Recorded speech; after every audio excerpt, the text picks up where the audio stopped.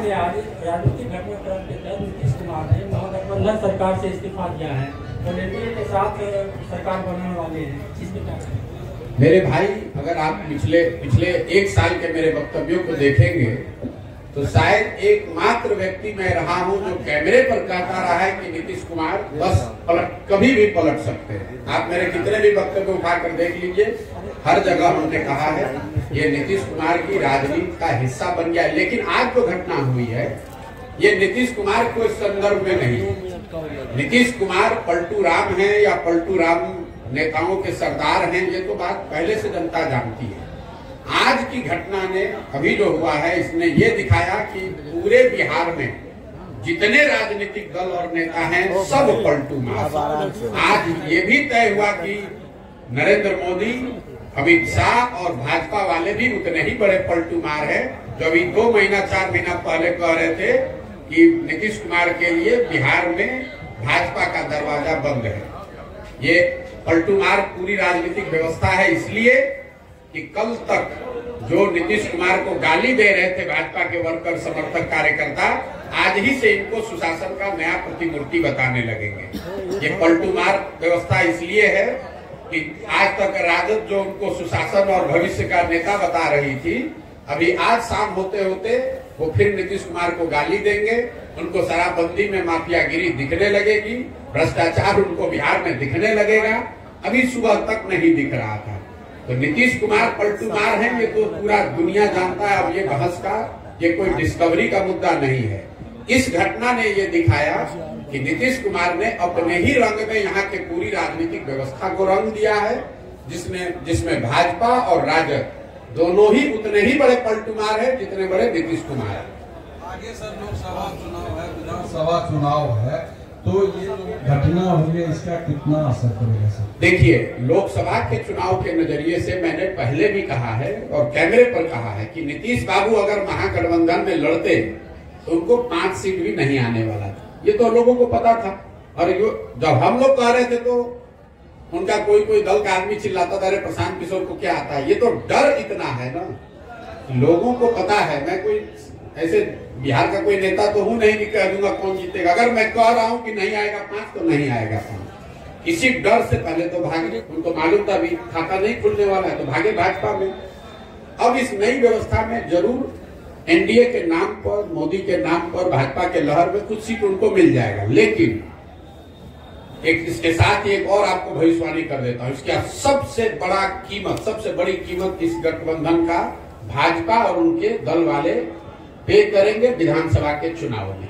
लोकसभा में नहीं, लेकिन भाजपा को इसकी बहुत बड़ी कीमत चुकानी पड़ेगी आने वाले विधानसभा चुनावों में, क्योंकि जो भाजपा का समर्थक है, जो उनका वोटर है, नेता है, काडर है, आज उसके पास कोई जवाब नहीं है कि आखिर आप जिस नीतीश कुमार को आपने एक बार 2020 में थोपा, तब भी आपके 75 एमएलए थे, इनके 42 थे, आप क्यों नहीं मुख्यमंत्री बने? क्यों नहीं बिहार को सुधारने का जिम्मा लिया? एक बार फिर नीतीश कुमार भागे तो आपने कहा नीतीश कुमार धोखेबाज है, और आज फिर उसी नीतीश कुमार को आप बिहार पर थोप रहे हैं। तो जिस तरह से कांग्रेस और कांग्रेस के नेतृत्व ने चंद सांसदों के लालच में बिहार को 20 वर्ष तक लालू के हाथ में बेचा, इसकी चिंता नहीं की कि बिहार के लोगों का क्या होगा। 10, 15, 20 सांसद हमारे जीत के यूपीए के आते रहे। लालू जी अगर पूरा बिहार लूट कर बर्बाद कर रहे हैं तो कोई चिंता नहीं थी सोनिया गांधी को, कोई चिंता नहीं थी कांग्रेस की लीडरशिप को। वही हाल आज भाजपा के लीडरशिप का है। उनकी चिंता बस इतनी है कि संसद में अगले लोकसभा चुनाव में हमारा 30-35 सांसद जीत कर आ जाए। अगर नीतीश कुमार ने पूरा बिहार को बर्बाद कर दिया है, उनकी मानसिक हालत नहीं है बिहार को चलाने की, इसकी कोई चिंता उनको नहीं है, वो बिहार के लोगों की चिंता नहीं है, उनको बिहार के बच्चों की चिंता नहीं है, तो लोकसभा में तो असर नहीं दिखेगा ज्यादा, लेकिन विधानसभा में भाजपा को बहुत बड़ी कीमत इसकी चुकानी पड़ेगी।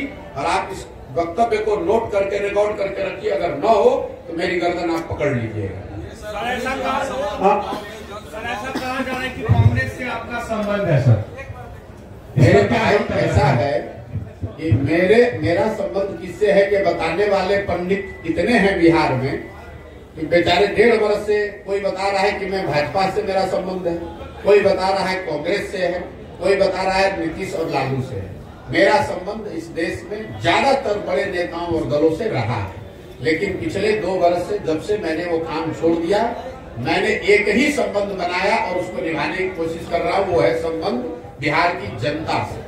मेरा संबंध बिहार की जनता से है और मैं पूरी तरीके से कृत संकल्पित हूँ कि ये जो चला रहे हैं ये लोग, लालू नीतीश भाजपा, ये जो रिवॉल्विंग डोर चला रहे हैं, जिसका जब मन है वो बैठ जाता है, इनका सामूहिक खात्मा अगले 2 वर्ष में बिहार की जनता की मदद से कराकर आपको दिखाएंगे। आप हमेशा मौजूदा सरकार पर हमला बोलते हैं। आपने कहा कि 2 साल पहले तक संबंध था बड़े बड़े नेताओं से, तो चीजों को बदल सकते थे, आप उनको सुझाव दे सकते थे कि इस तरह से बिहार को चलाना है, ये योजना लाइए, ऐसे करिए, बिहार डेवलप होगा, ये कर सकते थे। बिल्कुल कर सकते थे, किया भी। 2015 में बिहार की राजनीति से मेरा कोई लेना देना कभी नहीं रहा, लेकिन 2015 में जब यहाँ मैंने नीतीश कुमार की मदद की तो उसके साथ साथ 7 निश्चय का कार्यक्रम भी बनवाया, बिहार विकास मिशन की परिकल्पना भी की, लेकिन हम कोई मंत्री नहीं बने, हम यहाँ कोई ओहदा लेके नहीं रहे, हम तो चले गए। उसके बाद यहाँ पर उसको करने की जिम्मेवारी नीतीश सरकार की थी, और अगर उन्होंने नहीं किया तो हम ही यहाँ वापस आकर वो गलती सुधारने का या इसको बेहतर करने के लिए भी अपना घर परिवार काम धंधा छोड़कर हम ही पसीना बहा रहे हैं। आप नहीं कर रहे हैं, आप उस समय भी सवाल कर रहे थे, आज आप भी सवाल कर रहे हैं। हम ही आज आकर अपने जीवन का सब कुछ दांव पर लगाए हैं कि अगर इनको सलाह देने से नहीं सुधरा तो हम खुद उतरकर जनता को सलाह देकर इस काम को करेंगे। चुनावी मोड में प्रशांत किशोर कब आएंगे? बिल्कुल चिंता मत कीजिए, जब समय आएगा मैं चुनावी मोड में भी आऊंगा और आपको उसका असर भी दिखेगा। आपको नहीं दिखा, एक MLC का चुनाव हमने अभी कराया निर्दलीय अफाक अहमद का, आज से 6-8 महीना पहले। उसमें एक ओर से महागठबंधन के उम्मीदवार थे, 30 वर्ष के जीते हुए MLC, उनकी मृत्यु हुई तो उनका लड़का लड़ रहा था, और वहाँ के 5 भाजपा के सांसद लगे हुए थे अपने कैंडिडेट को जिताने में। ये सर जीता कौन? जनसुराज समर्थित आदमी। आप इस पर भरोसा रखिए, इतना हमें ज्ञान है कि यहाँ चुनाव कब होगा। जब चुनाव होगा तो आप जनसुराज को, प्रशांत किशोर को चुनाव के मोड में भी देखेंगे और इन लोगों का सबका खटिया खड़ा करते हुए भी आप देखेंगे। ये लोकसभा चुनाव में इंडी अलायंस का क्या भविष्य देखते हैं? नीतीश जो इसके सूत्रधार थे, नीतीश कुमार, वो खुद चले गए। पहले बात तो आप ये समझिए कि नीतीश कुमार कभी इसके सूत्रधार थे नहीं। ये तो अपने से आप लोग, कुछ बिहार के पत्रकार और जदयू के कुछ बड़बोले नेता अपने आप को संयोजक, सूत्रधार, पता नहीं प्रधानमंत्री का फेस क्या क्या बता रहे हैं। आप मेरे वक्तव्यों को पिछले 1 साल से सुनिए।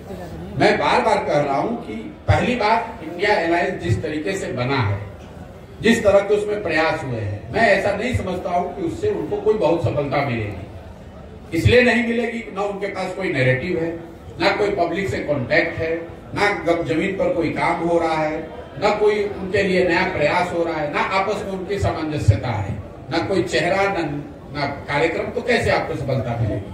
दूसरी बात, अगर जो भी उनकी ताकत है इंडिया अलायंस की, उसमें नीतीश कुमार का क्या था भाई? पटना में एक बैठक होने से आप लोग कह रहे हैं कि नीतीश कुमार ही इसके सूत्रधार है। इंडिया अलायंस में सबसे बड़ा दल कांग्रेस है, दूसरा सबसे बड़ा दल तृणमूल है, तीसरा सबसे बड़ा दल DMK है। नीतीश कुमार को पूछता कौन है? ये तो बिहार में आप लोग, हमारे चूंकि मुख्यमंत्री हैं तो हम लोग को इन पर बोलना पड़ता है। आप किसी दूसरे राज्य में जाइएगा तो कोई इस बात का संज्ञान भी ले रहा है क्या कि कौन है नीतीश कुमार? आप जरा ये समझिए कि नीतीश कुमार क्या ऑफर कर सकते हैं किसी दल या गठबंधन को। इनके पास कोई इतना बड़ा ये चेहरा है नहीं, कोई इनकी आइडियोलॉजिकल विचारधारा वाली पोजिशनिंग है नहीं, हर 6 महीना पे पलटते हैं। पूरे देश में इनका नाम है पलटूरा। दूसरा, इन्होंने गवर्नेंस के स्तर पर पूरे देश में सबसे गरीब और पिछड़ा राज्य है बिहार। तो ऐसा तो होगा नहीं कि केरल का आदमी कहेगा कि केरल को बिहार के जैसा बनाना है इसलिए नीतीश कुमार को नेता मान ले। तीसरा, दल की सुनो मेरी बात।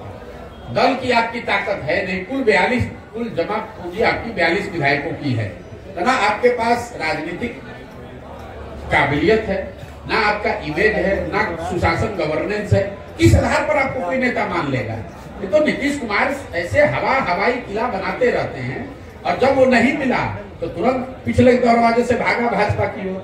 और आपको एक और घोषणा कर देता हूं, अगले विधानसभा से पहले, जिसको भी आप लोग चला दीजिए कोट करके, ये फॉर्मेशन फिर बदलेगा। इसको भी लिख कर दे देता हूं। आज जिस फॉर्मेशन में बिहार में व्यवस्था है, जिसमें नीतीश कुमार चेहरा है, बीजेपी सपोर्टर की भूमिका में है और दूसरे साइड आरजेडी है और बाकी लोग उनको सपोर्ट कर रहे हैं, इस फॉर्मेशन में विधानसभा का चुनाव नहीं होगा। कौन कहा? पिछली बार भी मैंने कहा था कि ये जो महागठबंधन और भाजपा बना है इसमें अगला चुनाव नहीं होगा, ऑलरेडी टूट गया। फिर अभी घोषणा कर देता हूं, ये भी टिकने वाला नहीं है। अगले विधानसभा से पहले आपको बहुत बड़ा उलटफेर बिहार की राजनीतिक परिदृश्य में, पूरी इकोसिस्टम में देखने को मिलेगा और ये लोकसभा चुनाव के 6 महीना के अंदर आपको दिखेगा। प्रशांत जी, सबसे पहले बात ये महत्वपूर्ण कि आप जो सर्वे करवाया या लोगों की जनभावना को जो समझा कि 55% लोग इस राजनीतिक व्यवस्था से जुड़े हुए हैं। 2 बरस पहले थे, आज की घटना के बाद तो बढ़ के 60-65 हो गया होगा। इस बात में बहुत दम है, आपके इस बात में बहुत दम है। उस 55% लोगों को कोई विकल्प नहीं मिलेगा। अब जो विकल्प देने की एक बात हो रही है, क्या उस विकल्प में फिर वही जातवाद या वही पूंजीपति वर्ग आएंगे जो इस तरह का? देखिए, विकल्प जो बनाने की बात है, अगर वो विकल्प मैं बनाता या कोई 10, 15, 25, 50 व्यक्तियों का समूह बनाता, कोई जाति विशेष के लोग बनाते, कोई धर्म विशेष के लोग बनाते, कोई परिवार के लोग बनाते, तो आपकी बात सही हो सकती थी। इसीलिए तो ये प्रयास किया जा रहा है कि विकल्प बनाने के लिए मैं जितना बड़ा प्रयास कर रहा हूँ, 2-2.5 बरस गांव पैदल चल के एक एक व्यक्ति से मिलकर विकल्प बनाने का प्रयास करें, ताकि जब ये नया दल बने, विकल्प बने, तो दल प्रशांत किशोर का न हो, किसी जाति विशेष, किसी परिवार का ना हो, पूरे बिहार के लोगों का हो, जो लोग पूरी तरीके से इस बात से कन्विंस है, जो आपने कहा, इस बात में दम है कि बिहार में नया विकल्प चाहिए। और मेरा ऐसा मानना है कि बिहार में 1% लोग, अगर 100 में 1 आदमी, 50 लोग चाहते हैं नया विकल्प बने, 55 लोग, लेकिन अगर 100 में 1 आदमी भी विकल्प बनाने के लिए खड़ा हो गया, तैयार हो गया, तो पूरे बिहार में करीब 13-14 लाख लोग मिलकर इस दल को बनाएंगे, जो अपने आप में विश्व के स्तर पर सबसे बड़ी घटना होगी। आज तक 10-15 लाख लोग मिलकर कोई दल नहीं बनाए हैं। ये प्रयास हम कर रहे हैं कि लाखों लोग, 10 लाख लोग से ज्यादा लोग मिलकर इस दल की स्थापना करें, ताकि वो किसी एक व्यक्ति का दल ना हो, उसको लोकतांत्रिक तरीके से बनाया जाए। जो लोग इसको बनाए वो तय करें कि इस दल का नाम क्या होना चाहिए, वो लोग तय करें कि इस दल का संविधान क्या होना चाहिए, वो सारे वर्गों का दल हो, सारे लोगों, सारे जातियों का दल हो, सारे बिहार के उन लोगों का दल हो जो चाहते हैं कि बहुत हुआ, अब नहीं सह सकते हैं, अब हमें नया विकल्प चाहिए। ये लालू, नीतीश और भाजपा से आगे बढ़ने देखने का समय आ गया है और जनता इसके लिए तैयार है। उसको सिर्फ एक मदद चाहिए। मेरी भूमिका एक कुम्हार की है। घड़ा जो है वो तो मिट्टी और चाक से बनता है। मिट्टी और चाक बिहार में तैयार है, फैला पड़ा हुआ है। मुझे उसको एक साथ करके सही मात्रा में पानी डालकर गूंदकर चाक पर थोड़ा सा सहारा देंगे, अपने आप को खड़ा होकर आएगा और आपको नया विकल्प बिहार में दिखेगा। और 2 बरस में बिहार में जो ये व्यवस्था बनेगी, पूरा देश इसको देखेगा कि जो बिहार के लोगों ने करके दिखाया है। आज पूरे देश में हम लोग की हंसी उड़ाई जा रही है। ये नीतीश कुमार पलटू राम के चक्कर में पूरे देश में लोग हंस रहे हैं कि भाई बिहार में क्या हालत है। मैं चाहता हूं कि बिहार के लोग इससे सीखें और ऐसी व्यवस्था बनाएं कि पूरा देश खड़ा होकर कहे कि नहीं, जिस बिहार के लोग को हम लोग बेवकूफ, अनपढ़ जातियों में बटा हुआ मानते थे, उसी बिहार के लोगों ने मिलकर वो व्यवस्था, वो दल बनाया है जो देश के लिए अनुकरणीय है। पदयात्रा के दौरान 13 जिला की आपने पदयात्रा पूरी की। इस पदयात्रा के दौरान ऐसे चेहरा चिन्हित हुए आपके नजर में जिनको आप पदयात्रा से पहले लक्ष्य ये था कि हर प्रखंड से 20 ऐसे लोगों को चुनकर निकाला जाएगा जो इसके संस्थापक सदस्य बनेंगे, जो दल को बनाने वाले बनेंगे।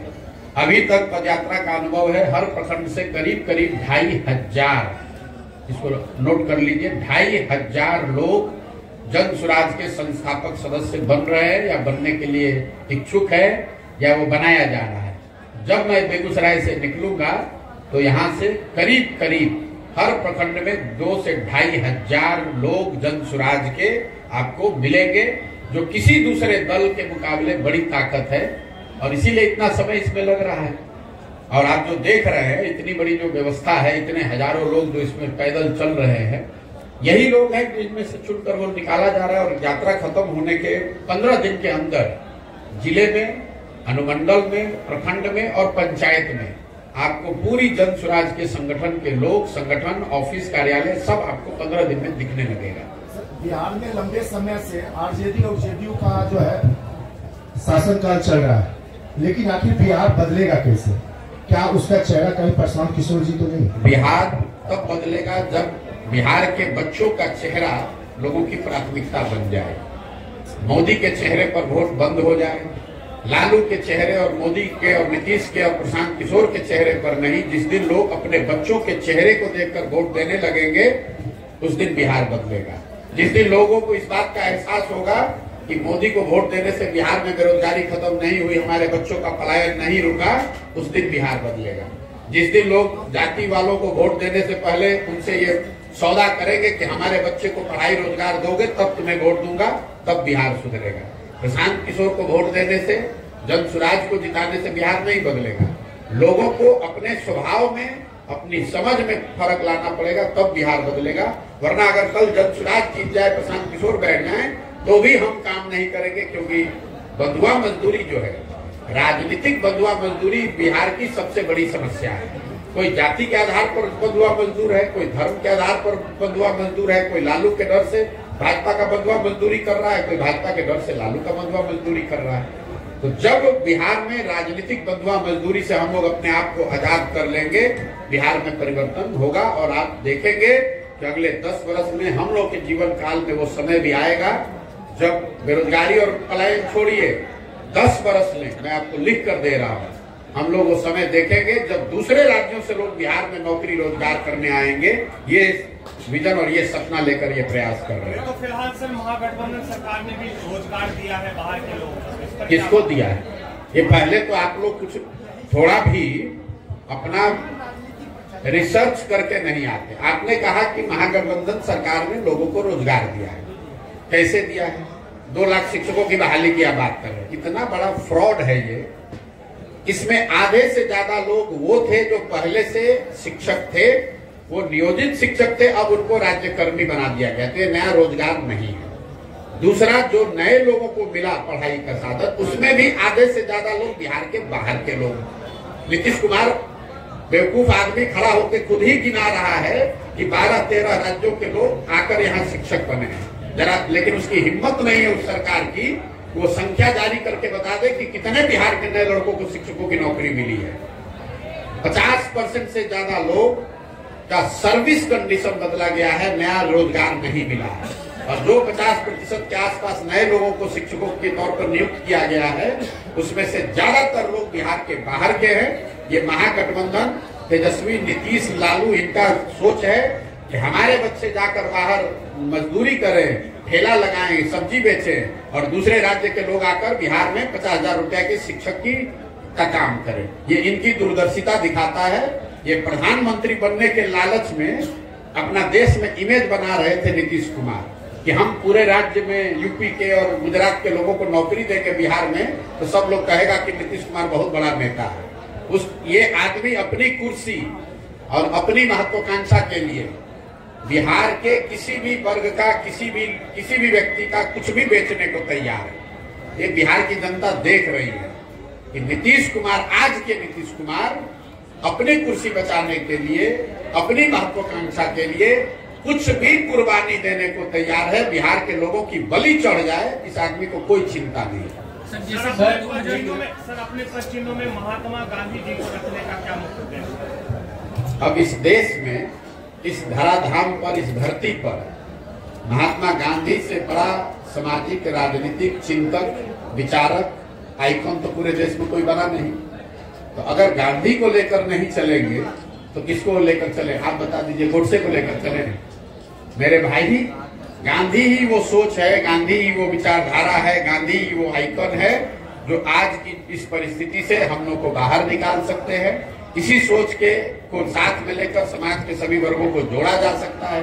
इसी सोच और उन्हीं के बताए हुए रास्ते पर चलकर बिहार को राजनीतिक बंधुआ मजदूरी से आजादी दिलाई जा सकती है। गांधी ने अपने विचारों से, अपने कार्य से, अपने आचरण से, अपने प्रयास से देश को आजाद कराया। बिहार अभी जरूरत है कि बिहार के लोग उन्हीं गांधी के मार्ग पर चलकर, उन्हीं के बताए रास्ते को फॉलो करके राजनीतिक बंधुआ मजदूरी से अपने आप को आजाद कराए।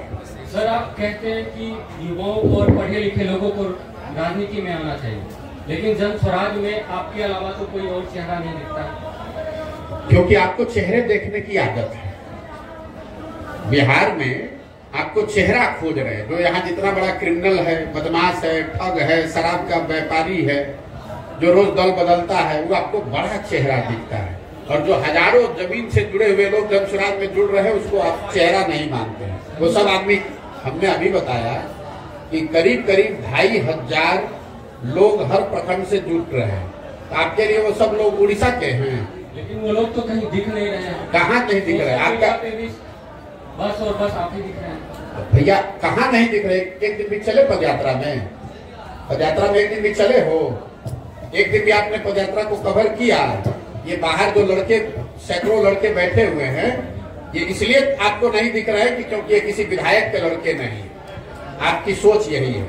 आप सोचते हैं कि किसी विधायक का एक लड़का आ जाएगा, उसका इंटरव्यू लोगे और बताओगे कि ये बहुत बड़े नेता है। ये बिहार के गांव के वो लड़के हैं जो जज्बा रखते हैं, जो बिहार को सुधारना चाहते हैं। इनके पास पैसा नहीं है, इनके बाबूजी मंत्री विधायक नहीं है, लेकिन ये आपको चेहरा नहीं दिख रहा है। चेहरा कब दिखेगा? कोई बहुत बड़ा क्रिमिनल हो, उसका लड़का यहाँ बैठेगा तो आप कहिएगा कि बहुत बड़ा चेहरा है। कोई विधायक का लड़का आके यहाँ बैठेगा तो उसका बहुत बड़ा चेहरा बताइएगा।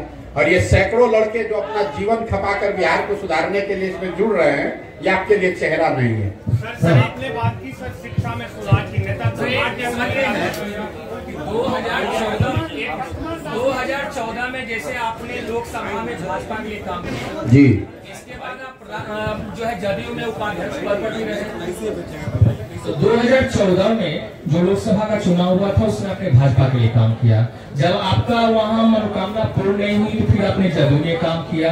और जदयू में काम करने के बाद आपको क्या लगता है कि दोनों की पार्टी में आपने काम किया? संभवतः शायद जो अन्य पार्टी में भी आपने प्रयास किया और ये प्रयास में जब सफलता नहीं मिली है, तब आपने जन स्वराज की जो है पार्टी का जो पद यात्रा प्रारंभ की, इस पर क्या कहना चाहिए?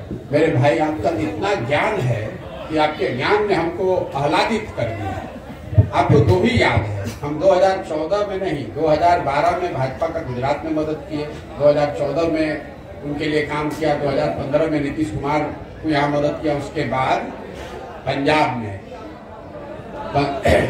तेलंगाना में, आंध्र प्रदेश में, तमिलनाडु में, महाराष्ट्र में, दिल्ली में, बंगाल में, 10 राज्यों में हमने लोगों की मदद की है। तो पहले तो अपना जानकारी पूरा कर लीजिए।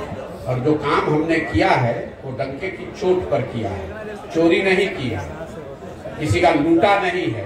अपने दिमाग से, अपने परिश्रम से, अपने ताकत से, अपने लिए, अपने समाज के लिए, बिहार के लिए कुछ नाम ही अर्जित किया है।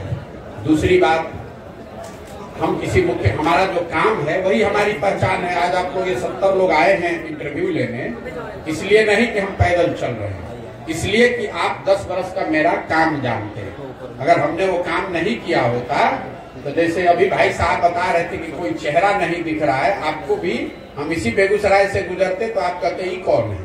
तो 10 वर्ष किए हैं काम, तभी आप आए हैं।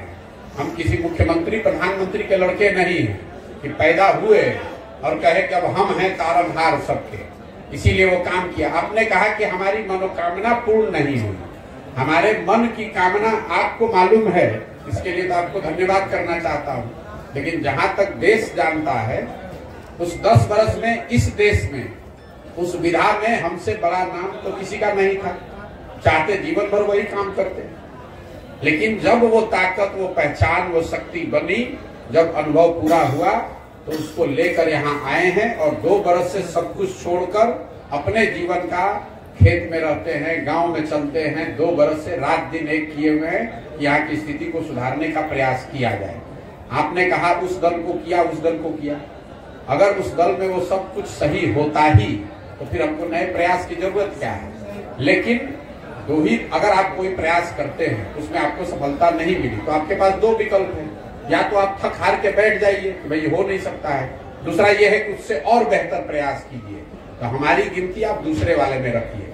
हमने यहाँ प्रयास किया कि नीतीश को मदद करके 7 निश्चय बनाकर बिहार विकास मिशन बनाकर बिहार को सुधारा जाए। नहीं सुधरा तो उससे बड़ा प्रयास कर रहे हैं, लेकिन प्रयास तो कर रहे हैं ना, यहाँ बैठ के खाली टिप्पणी नहीं कर रहे हैं। दिल्ली में बैठकर बिहार पर टिप्पणी नहीं करता हूं मैं। जब मैं बिहार में नहीं था तो देश भर के पत्रकार अगर बात करते होंगे, देश विदेश की राजनीति पर चर्चा करते थे, बिहार पर नहीं बोलते थे। बिहार पर तब बोलते हैं जब 2 बरस से बिहार के गांव-गांव में अपना पूरा जीवन लगाए हुए। बाहर के केरल में क्या हो रहा है, इंडिया अलायंस में क्या हो रहा है तो पूछते हैं, तब भी लिमिटेड बात ही बोलते हैं, हमको उससे कोई लेना देना नहीं। तो हम यहाँ आए हैं ये सोच समझकर अपने 10-15 बरस के अनुभव के आधार पर कि अगर बिहार में सुधार करना है तो बिहार में समाज के स्तर पर प्रयास होना चाहिए, और वो प्रयास ईमानदारी से कर रहे हैं। सर रियली सॉरी टू से, मैं कंटिन्यूसली आपको सुनता रहता हूँ और अभी मैं बहुत ही बेतुका सवाल पूछने जा रहा हूँ। मतलब अरे आपका हक है पूछने का, बेतुका बस उसी हिसाब से पूछने जा रहा हूँ, मास कॉम के एथिक्स एंड नॉर्म्स के अकॉर्डिंग, कि अभी तक आपने सारे सवालों पे प्रॉपरली हमें आंसर दिया, डिस्क्राइब किया, बट इनकम टैक्स का पार्ट नहीं है, बट ये जो फंडिंग आ रही है जन सुराज को लेकर वो कहाँ से आ रही है? क्या ये क्राउड फंडिंग का? मेरे भाई ऐसा है, आपने कहा कि आप उनको सुनते रहे, आपने सुना नहीं है कभी, क्योंकि जिस दिन से हम ये पद यात्रा चला रहे हैं उस दिन से हर प्रेस वार्ता में आप पहले बेतुका पूछने वाले नहीं हैं। ये बेतुका सवाल नहीं है, तो बिल्कुल सही सवाल है। हर प्रखंड में पत्रकार वार्ता में लोग ये पूछते हैं कि इसके लिए पैसा कहाँ से आ रहा है। उसका जवाब ये है कि ये पैसा वहां से आ रहा है जिनको पिछले 10 वर्षों में हमने राजनीति के क्षेत्र में आगे बढ़ाने में मदद की है, कंधा लगाया है। आज इस देश में 5 से ज्यादा ऐसे राज्य हैं जहां उन लोगों की सरकारें हैं जिनको सरकार बनाने में, जीतने में हमने कंधा लगाया है। कई लोगों को ये लगता है कि अच्छा जिस पार्टी को जिताया है वो पैसा दे रहा है, नहीं, पैसा वो कोई नेता नहीं देता है, कोई दल नहीं देता है। लेकिन जिस राज्य में भी आप किसी को सरकार बनाने में मदद करेंगे उस राज्य में सैकड़ों ऐसे लोग होते हैं जो प्रशांत किशोर को जानते हैं, जिनको हमारी समझ पर भरोसा है, जिनको हमारे प्रयासों में यकीन है, लोग वो मदद कर रहे हैं। उन राज्यों में जहां मैंने काम किया पिछले 10 साल में, जहां की व्यवस्था को, सरकार को बनाने में हमने कंधा लगाया, उस व्यवस्था से, उन दलों से, उन नेताओं से जुड़े हुए जो लोग हैं वो लोग पैसा दे रहे हैं और उसी पैसे से ये पूरा अभियान चलाया जा रहा है। सर एक सवाल है, एक बात आप ये बेतुका सवाल अगली बार जदयू से और राजद से भी जरूर पूछिएगा। पत्रकार और मास कॉम के एथिक्स की आपने बात की है, मैं एक बार अपना फुटेज हमको दिखा दीजिएगा जिसमें आप ये पूछ रहे हो तेजस्वी यादव से कि राजद को राजनीति करने के लिए पैसा कहां से आता है, अपना बर्थडे एरोप्लेन, चार्टर्ड प्लेन में मनाने के लिए पैसा कहां से आता है, नीतीश कुमार को धंधेबाजी करने के लिए पैसा कहां से आता है।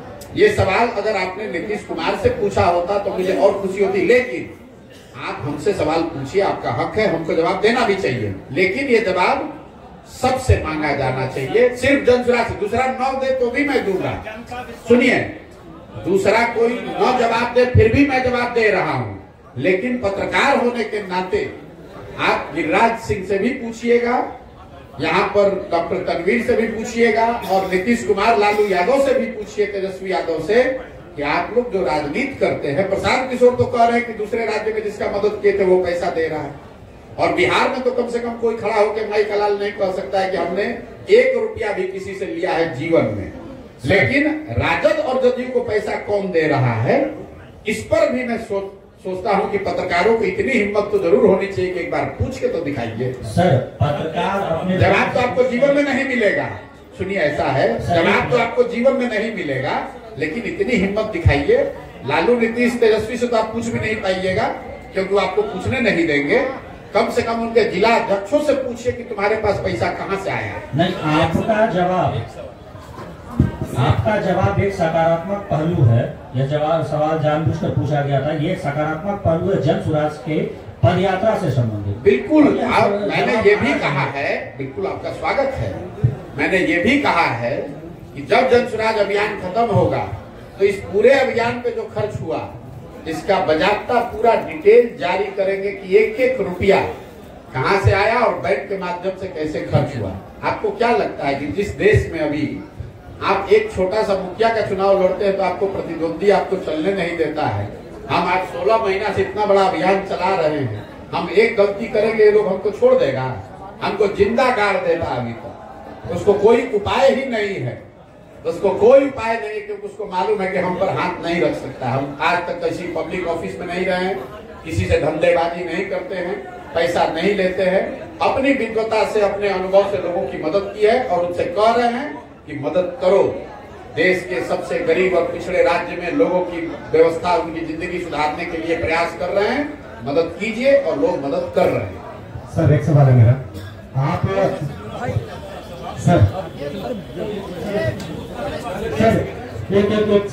भाई देखिए, आपको पूछना है आप 2 घंटा बैठिए, लेकिन बीच में उठिएगा तो गड़बड़। जब आप जितने देर करना है साथ आपने पद यात्रा की है तो क्या लगता है कि नीतीश कुमार के इतने पलटने के बाद जो जनता नहीं सुधरी, जो वोटर नहीं सुधरे, वो क्या इस बार पलटने पर सुधर पाएंगे? मेरे भाई, ये आपका भ्रम है कि जनता नहीं सुधर रही। आज के तारीख में आप लोग भी पत्रकार हैं, मैं दावे के साथ कैमरे पर कह रहा हूँ कि अगर किसी एक नेता के खिलाफ सबसे ज्यादा गुस्सा बिहार में है तो वो है नीतीश कुमार। आप किसी भी वर्ग से बात कीजिए, किसी सामान्य नेता से, पब्लिक से, उनके अपने सपोर्टर, वोटर और पार्टी के नेताओं से बात कीजिए, हर आदमी नीतीश कुमार के लिए आज अपशब्द और गलत बात कह रहा है। और ये ऐसा मत समझिए कि बिहार की जनता समझती नहीं है। यही नीतीश कुमार हैं 2010 में, इनके नाम और चेहरे पर बिहार की जनता ने 206 विधायक जिताया था। आज यही नीतीश कुमार हैं जिनकी दशा यह है कि 40-42 को विधायक जीता हुआ है और एमपी के चुनाव में हारने के डर से ये आदमी फिर भागकर भाजपा के शरण में गया है कि अगर मोदी जी भाजपा का साथ नहीं रहा तो खाता नहीं खुलेगा। अगली बार लिख लीजिए, अभी पिछले बार घोषणा किए थे कि अगर महागठबंधन में लड़ेंगे तो 5 एमपी नहीं जीतेंगे। अभी लिख लीजिए, अब चाहे किसी गठबंधन में लड़े, भाजपा के साथ भी लड़े, नीतीश कुमार को 20 से कम विधायक अगली बार जदयू को आएगा। अगर नहीं आया तो मैं राजनीति से संन्यास ले लूंगा। इस आदमी को, जदयू को 20 विधायक नहीं आएगा, चाहे वो भाजपा के साथ लड़े, महागठबंधन के साथ लड़े, किसी के साथ लड़े। बिहार की जनता इतनी बेवकूफ नहीं है, जनता इतनी व्याकुल है आज कि वोट किसी को दिया। ये आदमी पलट के, आप समझिए जनता आज कितना असहाय फील कर रही है, वोट किसी के नाम पर लिया। ये आदमी अपने आप को इतना चतुर समझता है, ये चतुर नहीं है, धूर्त है। नीतीश कुमार निहायत धूर्त आदमी है जो पूरे बिहार के 13 करोड़ जनता को धूर्तता से मूर्ख बनाकर उसको ठग रहा है और इसका पूरा सूद समेत हिसाब जनता अगले चुनाव में करेगी। लोकसभा और खाली छोड़ दीजिए। तो सर आपका नाम आ रहा है सरकार गिराने में। हम बोले थे कि जाकर उधर पलट जाओ। ये नीतीश कुमार इतना धूर्त है, जब महागठबंधन भागे तो कहा कि प्रशांत किशोर भाजपा के एजेंट हैं। आज जितने हमारे मुसलमान भाई हैं, भाजपा विरोधी जो लोग हैं बिहार में, उनको इसका चेहरा पहचानना चाहिए कि आदमी कितना बड़ा धोखेबाज है। सर 25 की भविष्यवाणी लगे रखकर बीजेपी को भविष्यवाणी तक करते हैं। भविष्यवाणी नहीं करते हैं, ये तो आप जानते हैं कि प्रशांत किशोर भविष्यवाणी नहीं करता है। सुनिए मेरी बात, मैंने जीवन में सिर्फ एक बार, बिहार आने से पहले सिर्फ एक बार भविष्यवाणी की थी, बंगाल के चुनाव को लेकर। जब पूरे देश के लोगों ने कहा कि भाजपा को 200 सीट आएगा तो हमने कहा कि इनको 100 नहीं आएगा और 100 से ज्यादा आएगा तो संन्यास ले लेंगे। भाजपा को आया 77। मैंने बिहार में आकर दूसरी घोषणा की कि नीतीश कुमार महागठबंधन में नहीं टिकने वाला, अगर टिक के लड़ेगा तो 5 एमपी नहीं आएगा। महागठबंधन से पहले छोड़कर भाग गए, 2 तो ठीक हो गया, अब तीसरी घोषणा अभी कर देते हैं। जिस फॉर्मेशन में भी नीतीश कुमार लड़े, अगले विधानसभा चुनाव में नीतीश कुमार की दल जदयू को, चाहे भाजपा के साथ लड़े, महागठबंधन में लड़े, अकेले लड़ जाए, 20 सीट नहीं आएगा। अगर आएगा तो ये आप लोग सब रिकॉर्ड कर रहे हैं, नोट करके रखिए। मैं जीवन में अपने काम से संन्यास ले लूंगा। बिहार की जनता के विद्वता पर मुझे इतना यकीन है। बिहार कि भाई हम जितना घोषणा कर रहे हैं उतने सुनो। बिहार में जो जातीय जनगणना इसलिए उसको 20 से कम सीट आएगा नीतीश कुमार को, क्योंकि जनता ये सुनिश्चित करना चाहती है कि नीतीश कुमार को इतना कम सीट दो कि कोई गणित लगा के ये आदमी फिर से मुख्यमंत्री न बन जाए। सर, बिहार में जो जातीय जनगणना हुई है, बिहार वासियों को कितना इससे क्षति भोगना पड़ेगा, और क्या आप इसे सही मान रहे हैं या गलत? और लोकसभा विधानसभा देखिए, नीतीश कुमार, लोग कोई कहता है कि भाजपा धर्म का कमंडल का राजनीति करता है, ये मंडल की राजनीति करते हैं। नीतीश कुमार ऐसा चालू आदमी है कि कमंडल और मंडल दोनों की राजनीति करना चाहते हैं। इनको कोई फायदा नहीं होगा। मैंने पहले भी कहा है, जातिगत सर्वे से नीतीश और लालू ने ये दिखाया कि उन्होंने अपना प्रमाण, अपना कीचड़ अपने मुंह पर लगाकर दिखाया कि 30 वर्ष से जिन जातियों के नाम पर वो राजनीति करते रहे हैं, उनके भलाई के लिए, उनके बेहतरी के लिए इन दोनों लोगों ने कुछ नहीं किया है। अगर उनकी हकमारी हुई है, जो कि आंकड़ों में दिख रहा है, इन्हीं के आंकड़ों में दिख रहा है, तो हकमारी किसने की है? पिछले 32 साल से तो लालू और नीतीश ही सत्ता में है। इन्होंने उनको कोई जगह नहीं दी, उनको कोई विभाग नहीं दिया, उनको संसाधन नहीं दिए, उनके बच्चों के पढ़ाई की व्यवस्था नहीं की, उनको रोजगार नहीं दिया, उनके नाम पर राजनीति की, उनके राजनीति पर कुर्सी पर बैठे। तो जनता उसको देख चुकी है। और अगर अभी तक जो लोग बता रहे थे कि जातिगत सर्वे इतना बड़ा मास्टर स्ट्रोक है कि नीतीश कुमार ही उससे, तो इनको भागने की जरूरत क्या पड़ी? हम तो ये बात पहले से घोषणा कर रहे हैं कि जातिगत सर्वे का इनको नुकसान होगा, क्योंकि सब ने देख लिया कि तुम जाति की बात करते हो, जाति की गणना करते हो, उसके लिए करते कुछ नहीं हो, मलाई मारते हो तुम और लालू जी। इसलिए भैया, अगर इनको दम था तो अभी फिर सरकार बनाए हैं। किसी मुसलमान को बना दे होम मिनिस्टर, किसी अति पिछड़े को बना दे होम मिनिस्टर। तो कह रहे सर, आप ही के इशारा पे तू तो बकवास कर रहे हो यार।